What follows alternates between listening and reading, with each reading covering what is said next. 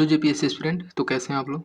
आज आपके लिए हम लाए हैं टाइम टेबल, जो कि ये वीडियो बहुत ही इम्पोर्टेंट बन जाता है एग्ज़ाम पॉइंट ऑफ व्यू से, क्योंकि हमारे पास टाइम बहुत कम बचा है और इस बीच में हम लोग को एक फुल स्ट्रेटजी बनाना होगा। जैसा कि हम लोग जानते हैं कि एक टेंटेटिव डेट हमारे दिया गया है 17 मार्च, ठीक है?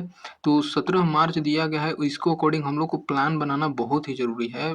अगर हम लोग प्लान से काम करेंगे, तो बहुत कम समय में अच्छे से कवर कर लेंगे। इस वजह से मैं ऐसा तो नहीं दिया हूँ कि आज हमें क्या पढ़ना है, कल हमें क्या पढ़ना है, लेकिन एक मैंने 1 वीक का, ठीक है, 1 वीक का ऐसे एक टाइम टेबल दे दिया है कि इसके बीच में आपको ये टारगेट तो पूरा करना ही करना है। अगर आप ऐसे काम करेंगे तो मतलब ऐसे होता है ना कि अगर बिना प्लान का कोई भी काम किया जाए तो उसके लिए हम लोग सीरियस नहीं रहते हैं और उसको जो कल पे छोड़ देते हैं।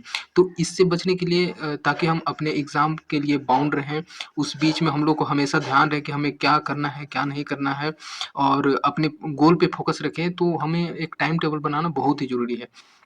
तो इसको ध्यान में रखते हुए मैंने एक आपके लिए सब्जेक्ट वाइज़ प्लान बना दिया है, जैसे कि आप पहले देख पा रहे हैं इंडियन जियोग्राफी, और मैंने इंडियन जियोग्राफी का एक वीडियो डाल दिया हूँ लोकेशन के लिए, और वो आपके 20 मिनट का वीडियो है अप्रॉक्स, और वो सफिशिएंट है, ठीक है?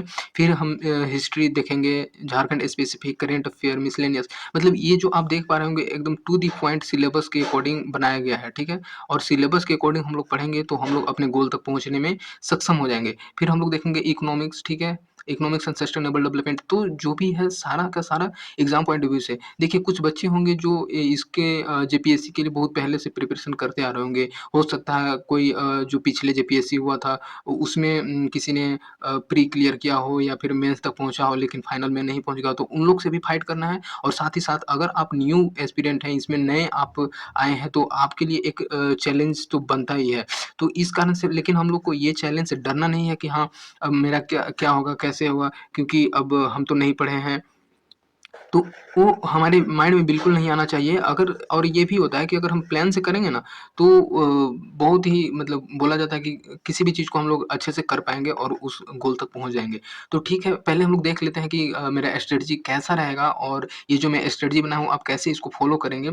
आपके ध्यान में रखते हुए बनाया गया है। मैं डेट नहीं दिया हूँ, मैं चाहता तो दे देता कि 1 तारीख को क्या पढ़ना है, 2 तारीख को क्या पढ़ना है, लेकिन ये मतलब हद तक अच्छा नहीं रहता है और आप इसको स्टिक नहीं कर पाओगे। हो सकता है कि आप 2 दिन, 4 दिन इसको पढ़ोगे, लेकिन फिर आगे चल कर के फिर वही लेज़ीनेस आएगा और छोड़ दोगे। इस वजह से हम लोग को ध्यान रखना है कि 1 वीक का टारगेट हम लोग को लेकर के चल। तो जैसा कि आप जान रहे हैं आज 1 तारीख है और 1-2-24 से लेकर के हम मैंने इसको दिया है 7-2-24 तक, ठीक है? इसमें हमको इंडियन ज्योग्राफी देखना है और हम लोग के प्री में पीटी में जो जेपीएससी पीटी में यही पूछेगा, इंडियन ज्योग्राफी से ही वर्ल्ड ज्योग्राफी आपका पढ़ना है मेंस में, ठीक है? तो हमको ज़्यादा ध्यान नहीं देना है और टू दी हम लोग को सिलेबस पढ़ना है। समय मैं बार-बार बोल रहा हूँ, समय बहुत कम है, क्योंकि जब आप पढ़ने लगोगे ना, तो आपको क्यों कोई बोर्ड का एग्ज़ाम नहीं देना है कि हाँ, मैं 1 सप्ताह पहले और 10 दिन पहले पढ़ कर के इस एग्ज़ाम को क्रैक कर लेंगे। आपको पढ़ना पड़ेगा डीपली, किसी भी चीज़ को एनालिसिस करना पड़ेगा। हो सकता है आप पीटी क्रैक कर लोगे रट करके, या फिर क्योंकि ज़्यादातर ना इसमें रटना नहीं मैटर करता है, इस एडमिनिस्ट्रेशन वाले एग्ज़ाम में, ठीक है? तो आपको लगेगा कि हाँ, मैं ये तो कर लूँगा। तो मेरा फ़ोकस इस चीज़ पे रहेगा कि कैसे हम लोग को एक अच्छे से स्ट्रेटजी के साथ पढ़ना है। तो मैं बता दूँ कि इसमें 1 तारीख आज से दिया गया है और आप इसको अपने अकॉर्डिंग कर लेना है। लेकिन ये ध्यान रखना है कि इस जो बीच मेरा टारगेट दिया हुआ है, उसको किसी भी हाल में हम लोग को कंप्लीट करना है। अगर 1-2 छूटता भी है किसी भी चीज़ को, चैप्टर को कंप्लीट करने में, तो उतना तो चलेगा। लेकिन अगर आप पूरा-पूरा 50% 40% करके छोड़ दोगे तो वो तो सही नहीं है।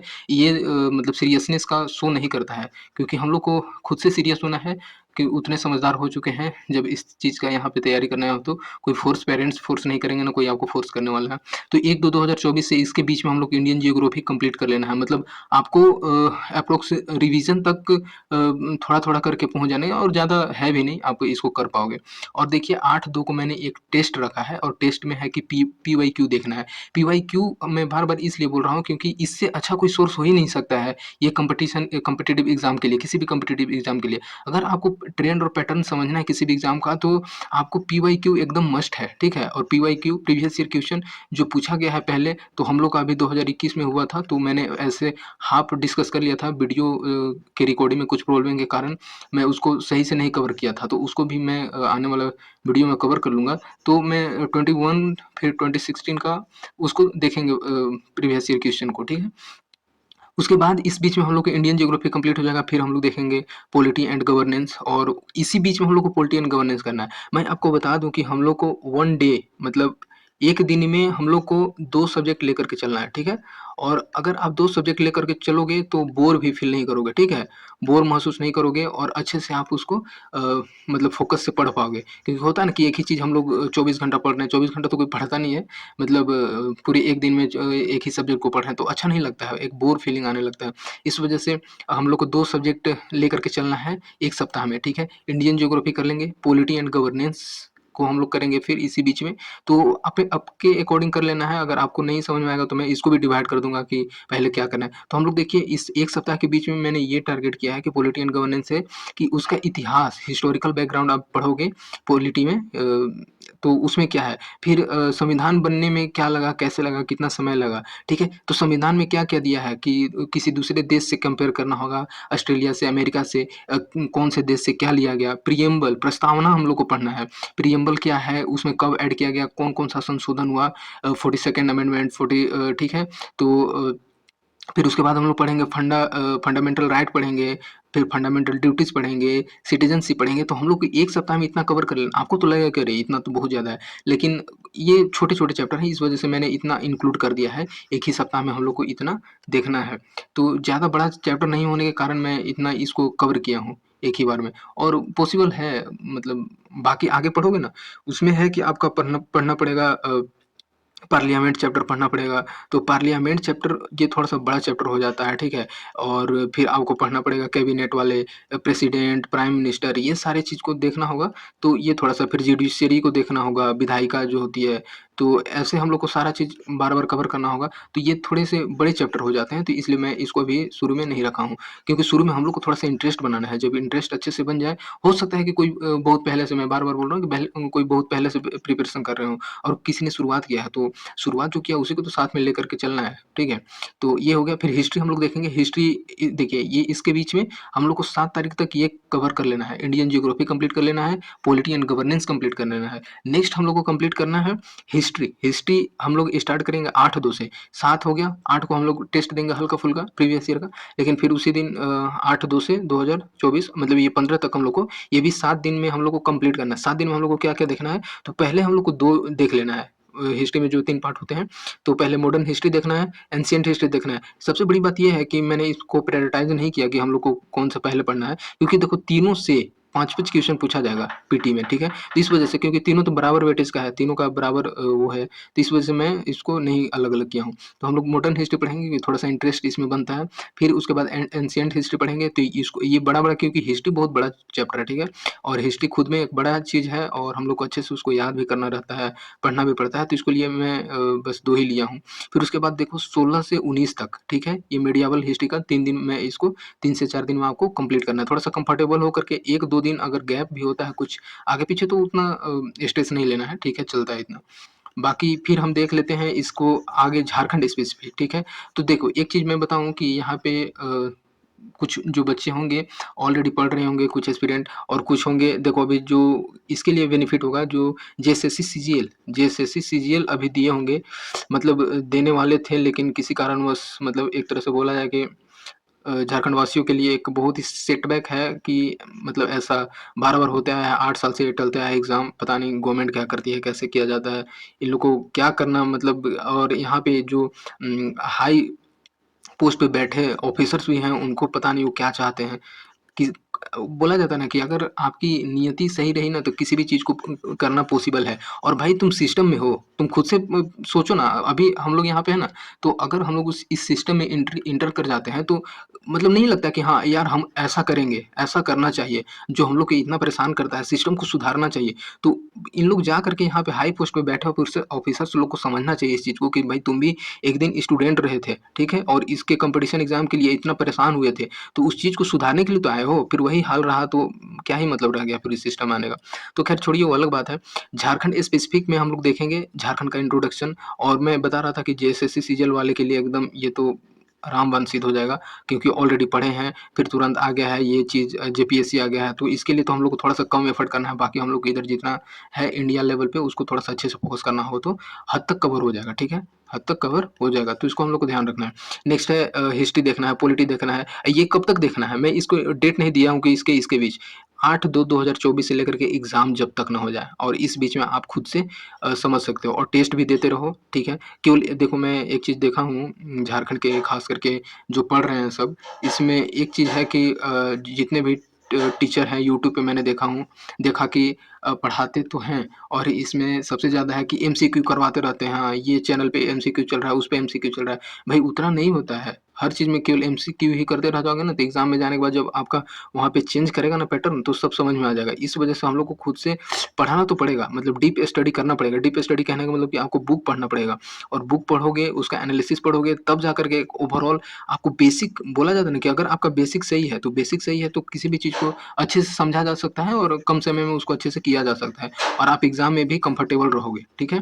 तो इसको थोड़ा-सा हम लोग को ध्यान रखना है। नेक्स्ट हम लोग देखेंगे कि करंट अफ़ेयर का बात है तो हम लोग को एप्रॉक्स 2 साल का तो करंट अफ़ेयर देखना ही होगा। इंडिया लेवल पे, झारखंड लेवल पे 2 साल का देखना ही होगा, क्योंकि देखो करंट अफ़ेयर बहुत बड़ा अपने आप में रहता है, और करंट अफ़ेयर को अच्छे से करना है तो एक बोला जाता है ना कि हम फुल्ली उसको कंप्लीट नहीं कर सकते हैं कि एकदम हम तो कॉन्फिडेंट हैं करंट अफ़ेयर में कि हाँ, जहाँ से भी यह हो सकता है। करंट अफ़ेयर बहुत बड़ा चैप्टर है, ठीक है? अगर सबको मिला दो तो करंट अफ़ेयर अपने आप वो आ जाता है। इस वजह से हम लोग को जितना ज़्यादा इम्पोर्टेंट रहेगा, जो जितना इम्पोर्टेंट है उसको हम लोग उतना फ़ोकस करेंगे, जो इंटरनेशनल, नेशनल लेवल पे चलता है, क्योंकि जैसा दिया गया है सिलेबस के अकॉर्डिंग, तो हम लोग को 2 से ढाई साल का कवर करेंगे करंट अफ़ेयर, ठीक है?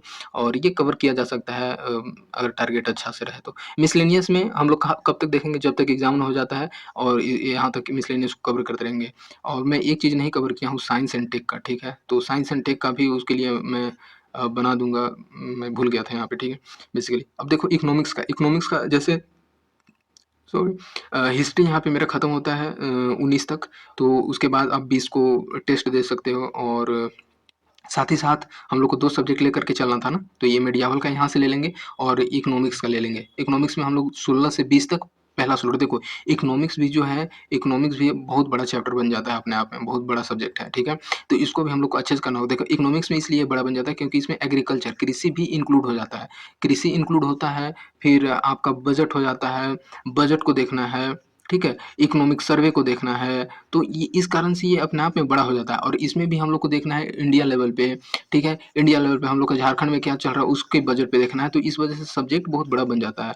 तो हम लोग को इसके लिए 2-3 स्लॉट में मैं बाँट दिया हूँ। जब 2-3 स्लॉट में बाँट दिया हूँ तो इस कारण से यहाँ पे आ जाता है आपका फर्स्ट स्लॉट 16 से 20, ठीक है? इसको देखना है। इसमें मैं ये बोलूँगा कि आप पहले इसको अच्छे से इंट्रोडक्शन देख लो, और जो आसान चैप्टर बनता है, एग्रीकल्चर चैप्टर हो गया, जैसे कि इंडस्ट्री हो गया, ठीक है? तो ये सारी चीज़ को हम लोग पहले कर लेंगे, ठीक है? उद्योग हो गए, कृषि हो गए, उसको, ठीक है? सेकंड स्लॉट में हम लोग देखेंगे कि आपको और जो डीप कुछ टर्म होते हैं इकोनॉमिक्स में, जो कि जैसे कोई आपका ग्राफ दे देगा, इकोनॉमिक्स में कुछ ऐसे होते हैं टर्म, ठीक है? सीएलआर होते हैं, एसएलआर होते हैं, तो ये सारे चीज़ को फिर बैंकिंग चैप्टर से हो गए, मनी एंड बैंकिंग आता है, मनी एंड बैंकिंग इसको हम लोग देखेंगे। तो ये अपने आप में बहुत बड़ा चैप्टर हो जाता है, और थोड़ा-सा टेक्निकल सब्जेक्ट है। इकोनॉमिक्स ना थोड़ा टेक्निकल सब्जेक्ट बन जाता है, क्योंकि इसमें ऐसे-ऐसे टर्म आएँगे कि हम लोग को समझना अच्छे से होगा। तो इस वजह से इसके लिए भी हमको टाइम देना पड़ेगा अच्छे से, ठीक है?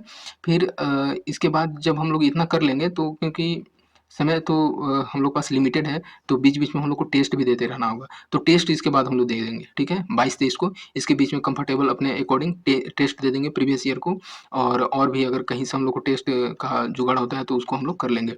फिर उसके बाद देखिए थर्ड स्लॉट हम लोग देखेंगे 2-3 से 7-2 तक। अरे सॉरी, यहाँ पे 3 होगा, मैं ये 2 कर दिया हूँ।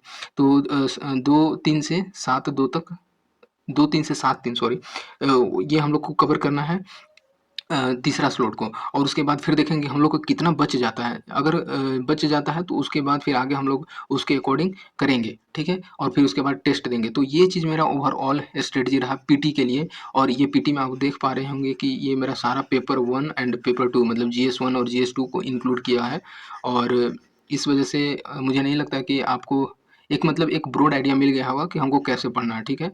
क्योंकि पढ़ना तो ओवरऑल आपका है। ये मैं अपने अकॉर्डिंग मतलब इस तरह से बनाया कि हाँ जनरली पढ़ने वाले स्टूडेंट जो होते हैं ऐसे कंफर्टेबल रहते हैं क्योंकि कोई होता है कि एक फुल टाइम अपना देता है पढ़ाई अपना इस कॉम्पिटिशन के लिए फुल टाइम। कोई होते हैं कि जॉब के साथ कर रहे होते हैं, तो जॉब के साथ कर रहे होते हैं तो उनके लिए एक अपने आप में चैलेंजेस रहता है कि हमको कैसे इसको करना है, टाइम मैनेजमेंट करना है। और कोई फुल टाइम दे रहे होते हैं तो उनके पास तो टाइम ही है, कोई बाहर रह के पढ़ रहे होते हैं, कोई घर में रह के पढ़ रहे होते हैं।